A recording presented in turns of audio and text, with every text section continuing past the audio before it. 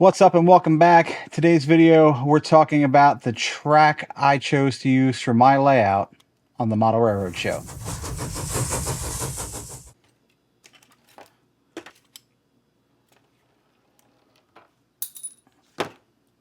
So yeah, what's up? Welcome back. I'm George. Welcome back to the Model Railroad show. And I could sit here and do another video and tell you about all the track that's out there. I'm actually holding a piece of Kato Unitrack, which if this is the first video you're seeing because I'm holding it, you might think this is the track I chose. And while I do have a lot of Kato hanging out here in a box, it is not what I ultimately chose to build the layout with. Ultimately, I went with Peco Code 55. Obviously, I'm in N scale, and a lot of reasons I chose Peco Code 55.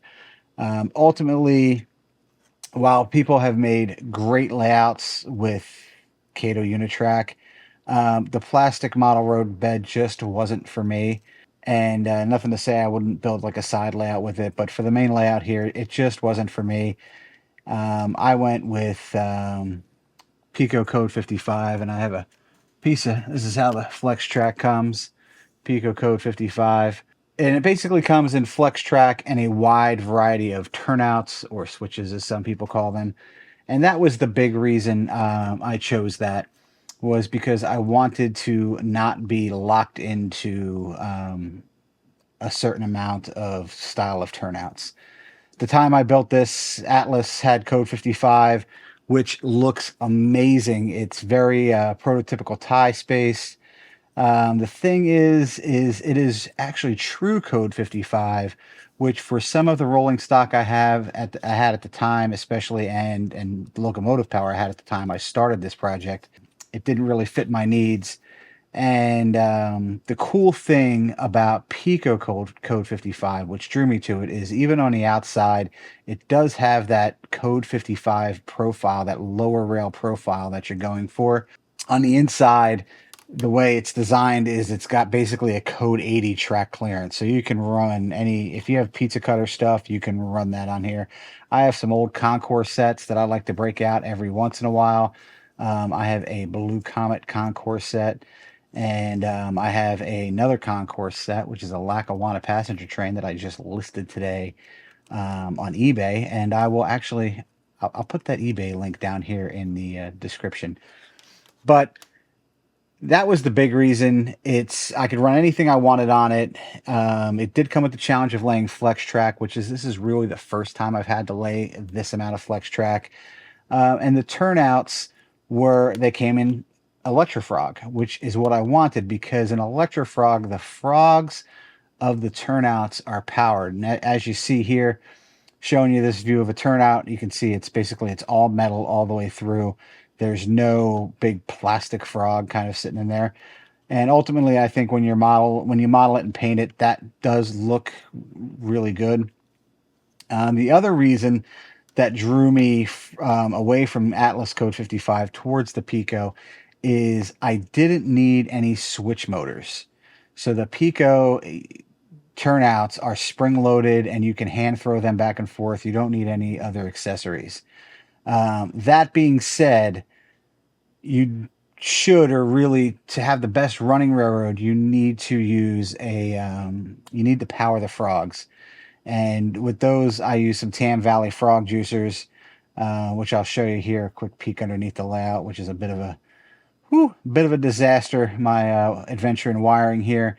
But it runs, and these frog juicers, essentially, when you throw the turnout, they switch the polarity of the frog, and they keep power to the frog, and that keeps shorter engines, especially in N scale, like some of these shorter switchers, running very smooth throughout the railroad. They are a cost. The ones I use power essentially 5 frogs, and I think they're like $70 to $75. So for 5 frogs, you're getting, a $75 investment to have them run as smooth as you possibly can.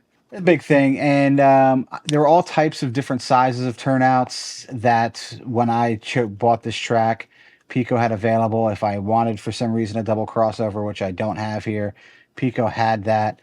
Whereas Atlas was limited to, about 4 or 5 turnouts at the time. I know their selection now is much more broad. And that was the big thing. These turnouts and the track, I got to tell you, it's pretty bulletproof. I mean, like any N scale track, and we can have this discussion at some point. Cleaning it and maintaining it like any N scale track is, it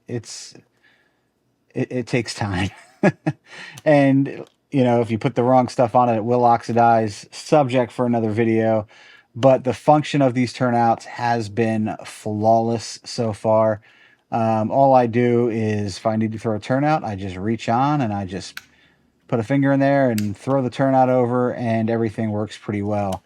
I haven't had any problem with any of the springs, and it's basically just a piece of angled metal that's in there, with any of these springs failing, to date. So that's that I'm very happy about. And this layout's been, the track here has been laid since 2020. So we're about 5 years in, and there's been some turnout throwing that's happened, and everything seems to be running pretty good.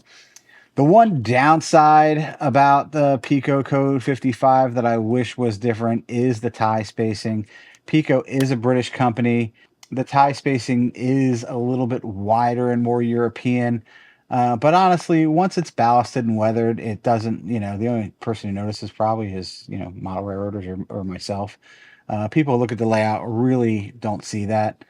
So that to me is the one downside. And if for some reason you wanted to use remote switch control or switch motors with this, you do have to kind of disassemble the back of the turnout and take that manual spring out, and you would have to do that. But other than that, I've been pretty happy with it. Once you learn how to lay curves, and I have a big old piece of flex here that we can go over at some point here. Once you get into laying the curves on the flex track and you understand how to do that and how to solder and that type of thing, it goes down pretty easy. And one of the cool things about it is when the way Peco is designed is as you build your curves, it holds the curve. Whereas in Atlas, you really have to, tack it down along the curve, which eventually, once you have it glued down, you can remove all that stuff. But Atlas curve wants to stay straight, and Peco curve wants to hold whatever shape you put it in, which has its advantages and disadvantages. Once you bend up a piece of Peco flex track, it's a challenge to get it back to true straight, if at all possible you can. All right, so yeah, let me know what track you're using, what you went with, and like I said, no judgment. There's nothing wrong with going with some Kato. Kato has lots of options out there. Nothing wrong with going with some Atlas, sectional track. There's lots of stuff out there you can use. I'm just talking about why I chose this, and I've been very happy with it. So let me know what you have. Let me know what you think about the video, and give me a subscribe if you haven't already. Hit that thumbs up, ring the bell so you know when I upload some new videos, and I'll catch you in the next one. All right, later.